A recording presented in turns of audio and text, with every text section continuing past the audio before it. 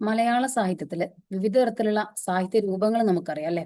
അതിൽ തന്നെ ഒന്നാണ് കവിത എന്ന് പറയുന്നത്. കഥയുണ്ട്, കവിതയുണ്ട്, നോവലുണ്ട്, നാടകമുണ്ട്.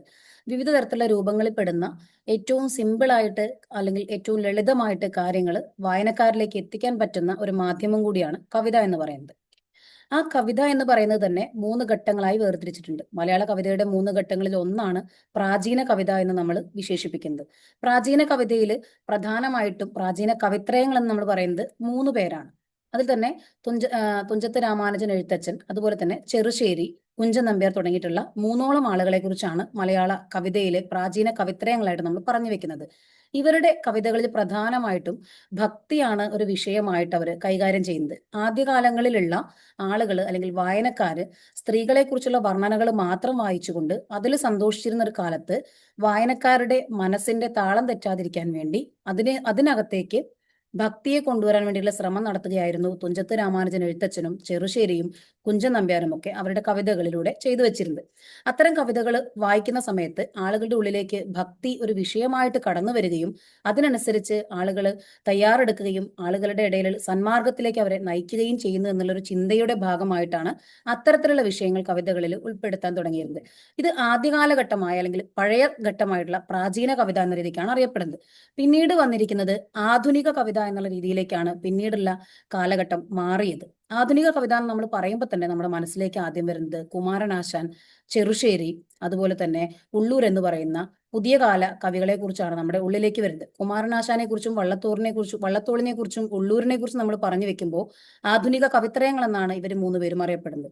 സ്നേഹഗായകൻ എന്നാണ് കുമാരനാശാൻ അറിയപ്പെടുന്നത്. ഉള്ളൂരിനെ ഉജ്ജ്വല ശബ്ദാഢ്യൻ എന്നുള്ള രീതിയിലേക്കും വള്ളത്തോളിനെ ദേശീയ കവി എന്ന രീതിയിലേക്കുമാണ് മലയാളികൾ കണ്ടുവച്ചിരിക്കുന്നത്. ഇത്തരം മൂന്ന് കവികളും മലയാള സാഹിത്യത്തിൽ നൽകിയ സംഭാവനകൾ വളരെ ചെറുതൊന്നുമല്ല.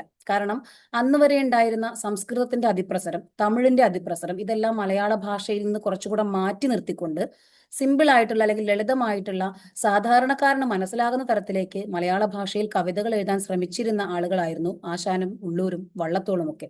അത്തരത്തിലുള്ള കവിതകളാണ് സ്നേഹം തുളുമ്പുന്ന അല്ലെങ്കിൽ റൊമാൻറ്റിക് പ്രസ്ഥാനം തുളുമ്പുന്ന തരത്തിലേക്കുള്ള കവിതകളാണ് ആശാനൊക്കെ എഴുതി വെച്ചിരുന്നത്. വള്ളത്തോളിനെ ദേശീയ ഗായകൻ എന്ന് പറയാൻ തന്നെ കാരണം, അല്ലെങ്കിൽ ദേശീയ കവി എന്ന് പറയാൻ കാരണം അദ്ദേഹത്തിന്റെ കവിതകളിലുള്ള വിഷയങ്ങളുടെ കൈകാര്യം ചെയ്യുന്ന രീതിക്കനുസരിച്ചായിരുന്നു. ഉള്ളൂർ ഉപയോഗിക്കുന്ന കവിതകളിലുള്ള ഭാഷ കുറച്ച് കടുകട്ടി ആയതുകൊണ്ടാണ് അദ്ദേഹത്തെ ഉജ്ജ്വല ശബ്ദാഢ്യൻ എന്നുള്ള രീതിയിലേക്ക് മലയാള സാഹിത്യത്തിൽ അദ്ദേഹം അറിയപ്പെട്ടിരുന്നത്.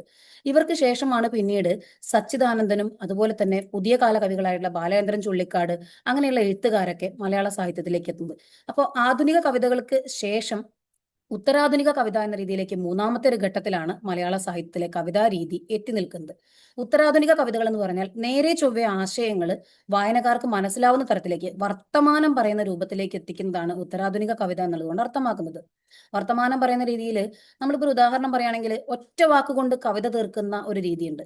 മടുക്കള എന്നുള്ളൊരു വാക്കുകൊണ്ട് ഒരൊറ്റ കവിത തീർത്ത പുതിയ തരത്തിലേക്ക് സോഷ്യൽ മീഡിയയിലൊക്കെ ഏറ്റവും പ്രസക്തമാകുന്ന തരത്തിലേക്കാണ് മടുക്കള എന്നുള്ള ഒറ്റ വാക്കിൽ. അടുക്കള സ്ത്രീകൾക്ക് മടുപ്പിന്റെ ഇടമാണെന്നുള്ള സൂചന അതിൽ തെളിഞ്ഞു കിടക്കുന്നുണ്ട് എന്ന് മാത്രം പറഞ്ഞിട്ടുള്ള ഒരു ഫെമിനിസ്റ്റ് രൂപത്തിലുള്ള കവിതയാണ് മടുക്കള എന്നുള്ള ഒറ്റ വാക്കിൽ തീർത്ത കവിത.